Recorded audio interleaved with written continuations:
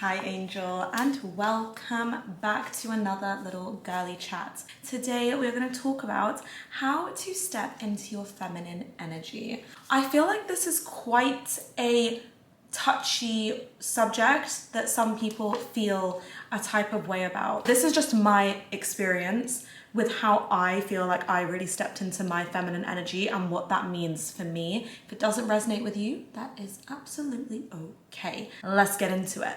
I actually just want to start by saying that feminine energy to me does not mean being a girly girl. It doesn't mean just wearing cute dresses and flowers and smelling nice and doing your hair. Though if those things make you feel like you're in your feminine energy, that's great. But what it really means is relaxing into a softer, more nurturing and emotionally aware version of yourself. And this is how I feel that I got there. I got my notebook. I made some notes. Number one of my points is you need to let go of the need to control everything. So me as a person, I am a little bit of a control freak, and I especially practice that when it comes to my business, which I think is a great place to be in your masculine energy. When it comes to relationships with people, specifically if we're talking about a boyfriend, a husband, a partner, where it's a man-woman dynamic, you want to be able to relax into your feminine energy and be comfortable letting that person lead. I feel like women in our day and age are kind of told that we're not allowed to want someone to take the lead because we need to be in control all the time and we don't need men and all of this stuff. And I'm not gonna lie, I do disagree with that a little bit.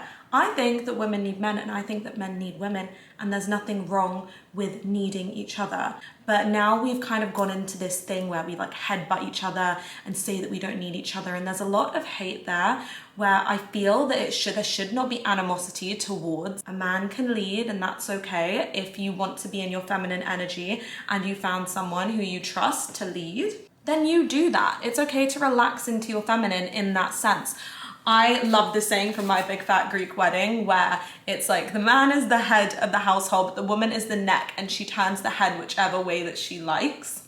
I feel like that just hits the nail on the head when it comes to the point I'm trying to make here. Letting someone lead does not mean that you are just blindly following whatever the other person does. It means that you trust someone to lead the way where you are still there and you have a say in everything. Obviously, I'm not saying relinquish your voice here, but it's fine to let someone lead where you can relax into your feminine energy.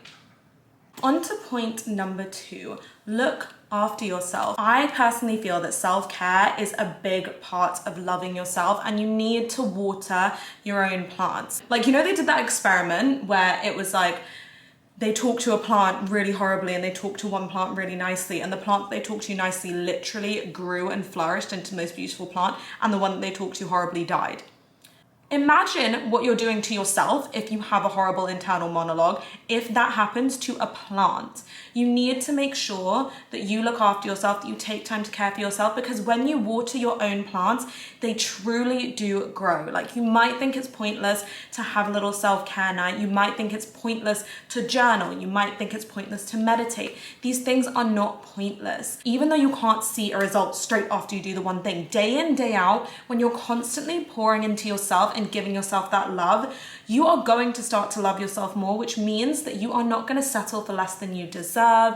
You're not going to feel the need to let ego take over. You're not going to need to prove yourself. All of these things, the tiny habits that you do daily, feed into how you feel about yourself, how you love yourself, and then ultimately how your life is going to go. Which kind of leads on to my next point about self-love, which I suppose is similar to the point about looking after yourself, but I want to feed into it a little bit more. Because when you function from a place of insecurity and a need for validation, you operate on a completely different level. You're operating at a low vibration here when you constantly need other people's approval for stuff. And the reason that you need other people's approval, and the reason that you want to like post on social media to prove to this person that you're living a great life, and all of these things that I know deep down we have done or do continue to do, the only reason that you're doing all of these things is because you don't have enough confidence in yourself. I don't want to be harsh, but If you had enough confidence in yourself, you would not feel the need to constantly be proving yourself to other people and seeking validation elsewhere, whether that be on social media, whether that be in real life, from your friends, from men, from your family, all of these things. If you have enough self-love, you are not going to need that validation from someone else. You need to remember that feminine energy does not work from a place of insecurity and lack. And the only way to truly free yourself from that is to love yourself. On to the next page. Okay, number 4, stop chasing. Masculine energy chases. Feminine energy attracts. I'm sure you have heard that one before, but I really need you to take that on board. If you are constantly chasing after what you think is going to make you happy, you are in a lacking mindset 24/7. What do you think that really does, and what do you think that really attracts into your life? Once you practice gratitude and try to stay present in every day and focus on what you have rather than what you lack, you are no longer in a chasing mindset, and I promise you, everything starts to flow to you effortlessly the moment you let go of that need for it. Right now, I need it. I'm gonna be happy only if I have this thing. The moment you truly let go of that is the moment it will all flow to you. I promise, I swear by this. Number 5, learn to communicate. One of the biggest things that I learned was how to communicate without getting angry, without letting irrational, angry juju take over the situation.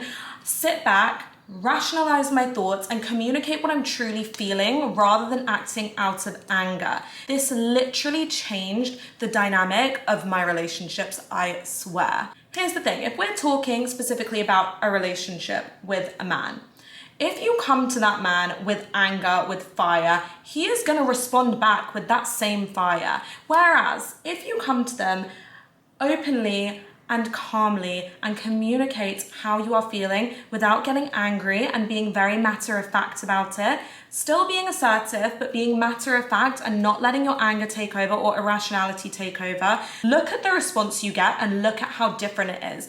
You will probably find that you don't end up in some eruptive, angry, yelling competition, and you actually end up having a more constructive conversation about what's going on. You need to learn how to truly communicate from a place of rationality, a calm place, rather than letting like toxicity and rage take over, because I feel like that is when people start to butt heads and it becomes a power struggle rather than you two fighting the issue. It becomes you and that person fighting each other, and it is the worst cycle to be in. If you are just at odds with the other person and you're not truly trying to get to the root of the problem, that is when both of your masculine energies start to butt heads, and then you are in that annoying little rut. So try not to get there is what I'm trying to say. So learn to communicate in a clear and concise, calm way, being straight to the point without letting your emotions. Emotional regulation, that is what you need to learn. I often find that I still need a second to do this. So if something happens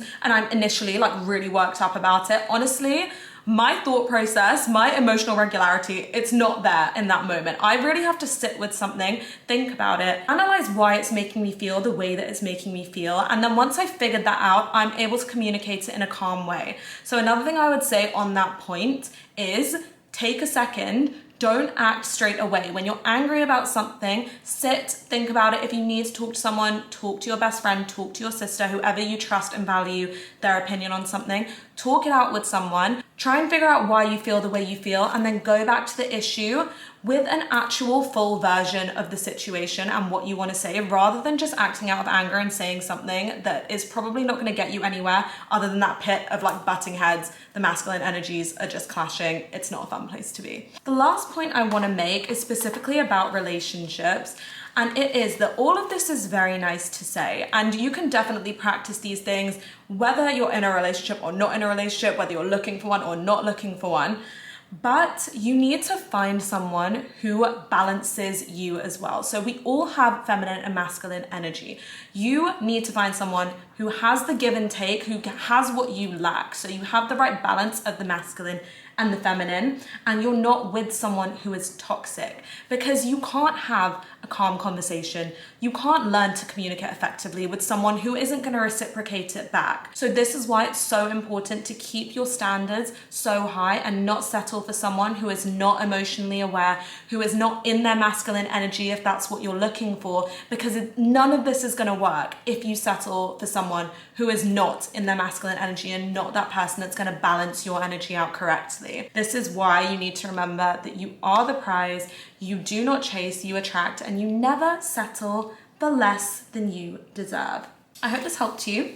I love you. Give me a little thumbs up and subscribe if you enjoyed this. Give me a little comment, let me know your thoughts and what kind of videos you want to see next, or what else you want me to chat about next. Okay, I love you, bye.